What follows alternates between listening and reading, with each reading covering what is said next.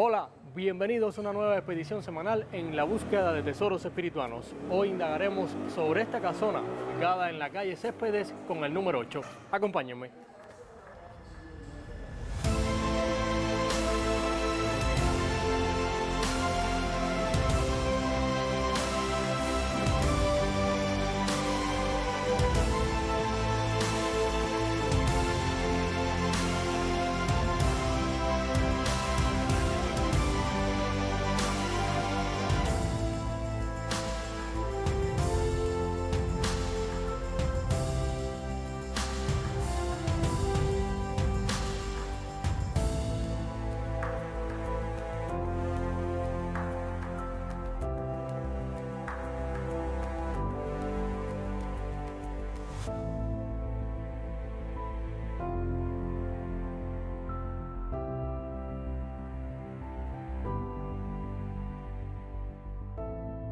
Para los especialistas en patrimonio, esta vivienda es un valioso exponente del siglo XIX, pero sus méritos van mucho más allá. En esta casa a la que acabo de llegar vivió por más de 30 años el presbítero José Benito Ortigueira y Fariñas. Situados en su frente se puede ver lo majestuosa de su fachada. En ella se destacan varias rejas de hierro y un gran portón de madera preciosa claveteado, todos protegidos por un alero voladizo en forma de gola, decorado en azul celeste con vetas semejando mármol.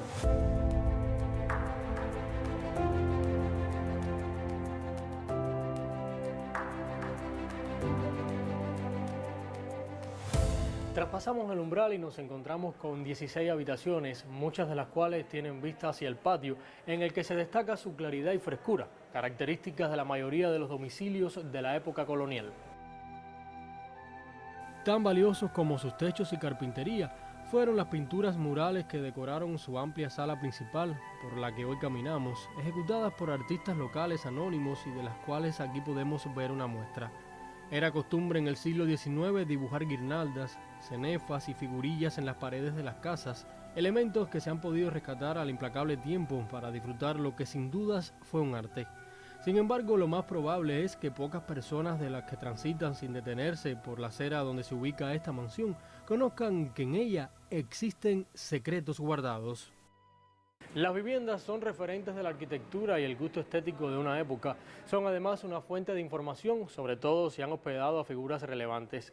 Esta casona, distinguida por sus valores históricos, tuvo el privilegio de hospedar al eminente escritor español Ramón Dionisio de Sagra y Peris, sociólogo, economista, botánico, escritor y político, autor además de importantes obras sobre la isla de Cuba, estudioso de nuestra naturaleza y crítico de la devastación de los bosques y los métodos agrícolas irracionales.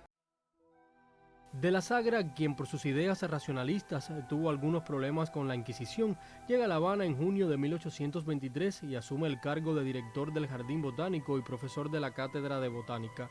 Vuelve a visitar la isla entre 1859 y 1860, fecha en la que presume estuvo en Santi Spíritus. Durante la visita del historiador español al centro de Cuba, también estuvo en la colonial ciudad de Trinidad, de la cual diría: la tercera villa de Cuba exhibe un lujo que pasa a la prodigalidad en una población pequeña. El historiador español señaló además que había en Trinidad unos 200.500 menores de edad escolar, de los cuales solamente unos 200 concurrían a los centros de enseñanza. De interés para la historia espirituana es la presencia por más de 30 años en la casona que hoy visitamos del presbítero José Benito Ortigueira y Fariñas, quien arribó a Cuba en cumplimiento de su sagrada misión. A su llegada fundó un colegio religioso en La Habana y después viajó a nuestra ciudad de Santi Spíritus, donde se asentó definitivamente. El padre Ortigueira, poseedor de una gran cultura, estableció en esta ciudad su colegio y dio un giro positivo a la instrucción en la villa.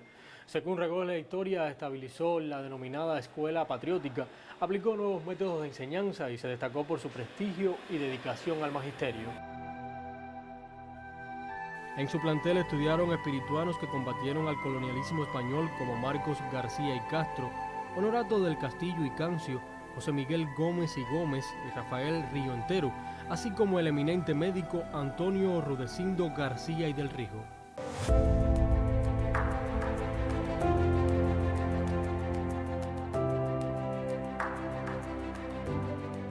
El El destacado educador y presbítero José Benito Ortigueira y Fariñas también colaboró en diferentes actividades humanistas, tal y como ocurrió en 1835, cuando la epidemia del cólera. Además fue vicepresidente de la Sociedad Patriótica en Santi Spíritus y uno de los promotores de la fundación del primer periódico local, El Fénix, en 1834. Sin duda, Ortigueira fue un hombre muy radical para su época. A toda su labor como religioso podemos agregarle que fue elegido para las Cortes Españolas en 1821, en la que sostuvo una digna postura, unido a una loable confianza en todo lo relacionado con la rama científica. Totalmente restaurada, la casona Cita en Céspedes número 8 funge ya como la sede de la oficina del conservador de la ciudad, institución encargada de preservar la memoria material y espiritual de la cuarta villa fundada en Cuba. Hoy recordamos que al dejar el sitio oficialmente inaugurado, el arquitecto Roberto Villós, director de la Oficina de Monumentos y Sitios Históricos, perteneciente al Centro Provincial de Patrimonio Cultural, destacó los valores patrimoniales de esta instalación que representa lo más autóctono del siglo XIX de la ciudad espirituana y que acoge las direcciones más vinculadas al funcionamiento de esa institución, además de que forma parte de la red de oficinas del historiador y del conservador de las ciudades patrimoniales de Cuba. Entre lo más destacado de esta casona se encuentra su diseño, la distribución de sus espacios, lo cual constituye la expresión más genuina de la etapa colonial en la arquitectura espirituana. De igual manera acumula valores históricos, ya que en ella vivió el padre Benito Ortigueira, destacado sacerdote gallego con ideas progresistas que llegó a ser presidente de la Sociedad Patriótica y promotor de la fundación del primer periódico que tuvo la ciudad, El Fénix. Y en Tesoros Espirituanos, siempre un gusto conversar con la historiadora de la ciudad de Santi Spíritus, María Antonieta Jiménez Margolles. Buenas tardes y bienvenida una vez más a Tesoros. Buenas tardes a ti y a los televidentes. Historiadora, en esta ocasión vamos a conversar sobre los orígenes de esta casona en la cual nos ubicamos hoy, en la calle Céspedes número 8. ¿Cuáles son los orígenes? Esta casa surge hacia los años 1830 y desde luego que no era tan hacia el fondo como es hoy en día. Después tuvo otras transformaciones en la segunda mitad del siglo XIX que la ampliaron. En la época en que el padre Ortigueira, o sea, José Benito Ortigueira Fariñas, vive en esta casa y establece aquí su escuela, la casa llegaba a 2 crujías y una pequeña galería y un pequeño martillo, no con las características que hoy tiene, que es mucho más amplia. La casa ubicada en la calle San Rafael, a pocas cuadras de la Plaza de Armas, y todo estaba en un lugar privilegiado y a ella acudían tanto por su ubicación como por la calidad de la enseñanza que impartía José Benito Ortigueira. Los hombres que después fueron los combatientes de la guerra del 68, me refiero a Honorato del Castillo, me refiero a Marcos García, me refiero a Serafín Sánchez, a Rafael Riontero, todos esos hombres pues tomaron las enseñanzas de José Benito Ortigueira con respecto a la justicia, el amor a la libertad y demás, porque él no era independentista, no era separatista, pero sí tenía sólidos principios.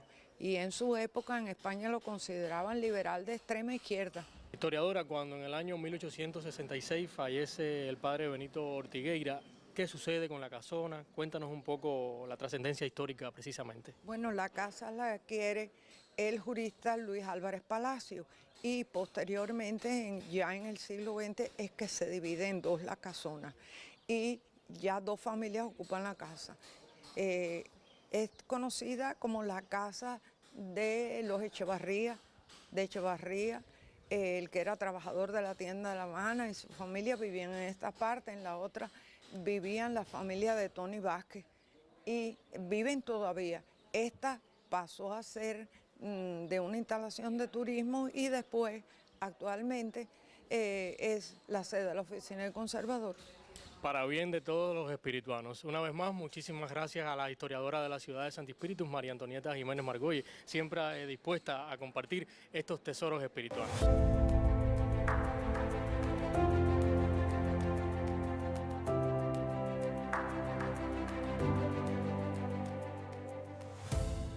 Según el propio Barón de Humboldt, considerado el segundo descubridor de la isla después de Colón, Cuba viene a ser un espacio intermedio, un microcosmos de su viaje a América en comparación con los paisajes arcaicos de los llanos, de la selva y el Orinoco, en el que los más disímiles fenómenos observados parecen sintetizarse y coexistir contradictoriamente.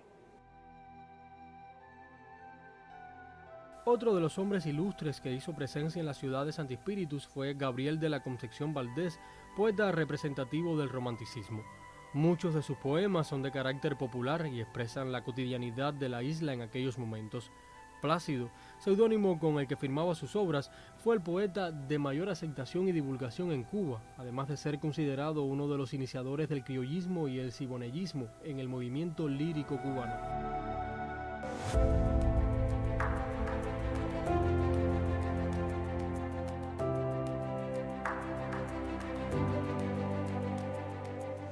Y nos despedimos con la invitación a que nos acompañe cada semana para que descubra junto a nosotros verdaderos tesoros de la historia y la cultura de Santi Espíritus. Nos vemos.